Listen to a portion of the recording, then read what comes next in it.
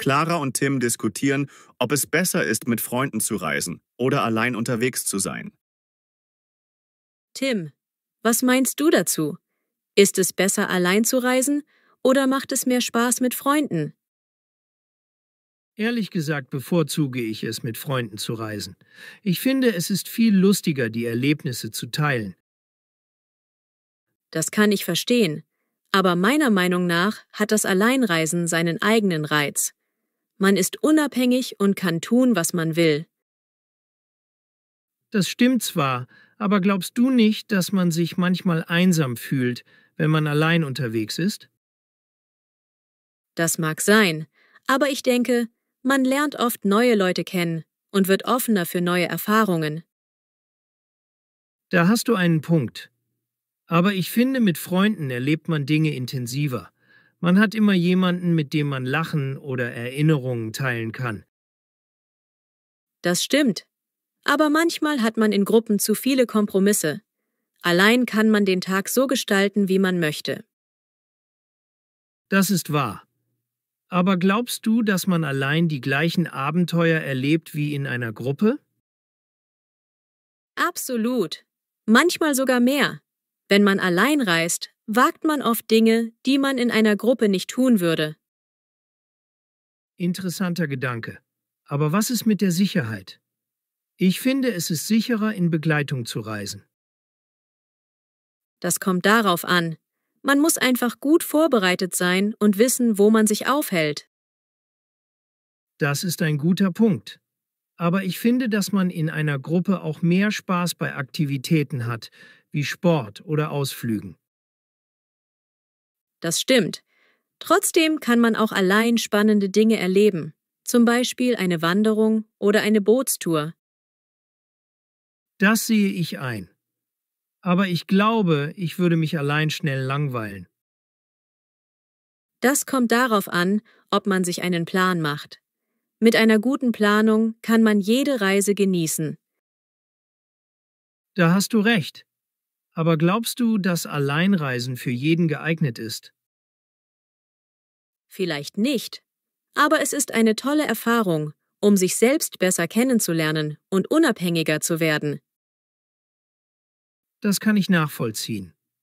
Vielleicht sollte ich es auch mal ausprobieren. Unbedingt.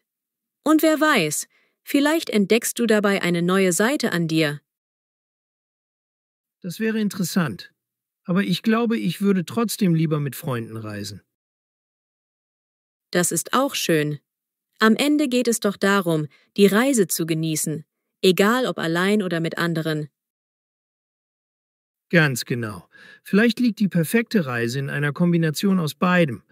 Ein Teil allein, ein Teil mit Freunden. Gute Idee. Dann hast du das Beste aus beiden Welten. Laura und Jakob diskutieren, ob digitale oder traditionelle Methoden in der Bildung besser sind. Jakob, was denkst du darüber? Sollten Schulen mehr auf digitale Bildung setzen oder ist die traditionelle Methode besser? Ehrlich gesagt halte ich digitale Bildung für unverzichtbar. Die Welt wird immer digitaler und Schüler müssen darauf vorbereitet werden. Das sehe ich anders. Ich finde, dass traditionelle Methoden wie Bücher und persönliche Interaktion immer noch ihren Platz haben. Das mag stimmen, aber glaubst du, dass traditionelle Methoden allein ausreichen? Man kann doch nicht ignorieren, dass digitale Fähigkeiten im Berufsleben essentiell sind. Natürlich nicht, aber meiner Meinung nach darf man die sozialen und emotionalen Aspekte des Lernens nicht vernachlässigen. Das lernt man nur im direkten Austausch. Da stimme ich dir zu. Dennoch finde ich, dass digitale Bildung nicht nur praktische Vorteile hat, sondern auch den Zugang zu Wissen erleichtert. Das ist ein guter Punkt. Aber glaubst du, dass alle Schulen die nötige Ausstattung und das Wissen haben, um digitale Bildung effektiv umzusetzen? Absolut nicht. Das ist ein großes Problem. Man müsste sicherstellen, dass alle Schulen gleiche Voraussetzungen haben. Ganz genau. Und wie siehst du die Rolle der Lehrer? Ich denke, viele fühlen sich durch die Digitalisierung überfordert. Das kann ich nachvollziehen. Deshalb wäre es wichtig, Lehrer besser zu schulen und sie auf diese Veränderung vorzubereiten. Richtig. Aber glaubst du, dass digitale Bildung genauso nachhaltig ist wie traditionelle Methoden? Ich finde, manchmal bleibt mehr hängen, wenn man auf Papier arbeitet. Das mag sein, aber digitale Tools bieten mehr Möglichkeiten, Inhalte interaktiv und individuell anzupassen. Das macht das Lernen oft effektiver. Das sehe ich ein. Aber glaubst du, dass Schüler durch die Digitalisierung weniger Disziplin und Konzentration entwickeln? Das ist ein berechtigter Einwand. Man müsste darauf achten, eine Balance zwischen digitalen und analogen Methoden zu schaffen. Absolut. Vielleicht wäre ein hybrides Modell die beste Lösung. Eine Kombination aus beiden Welten. Ganz genau. So könnte man die Vorteile beider Ansätze nutzen, ohne etwas komplett zu ersetzen. Das klingt sinnvoll. Aber glaubst du, dass das in der Praxis umsetzbar ist? Das hängt davon ab, ob die Politik und die Schulen bereit sind, in solche Modelle zu investieren. Da stimme ich dir zu. Es braucht klare Konzepte und Unterstützung für alle Beteiligten. Richtig. Vielleicht sollte man Pilotprojekte starten, um zu testen, wie gut hybride Ansätze funktionieren. Gute Idee.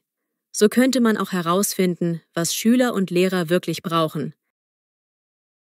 Genau. Am Ende geht es doch darum, dass die Schüler optimal vorbereitet werden, egal ob digital oder traditionell. Da bin ich ganz deiner Meinung.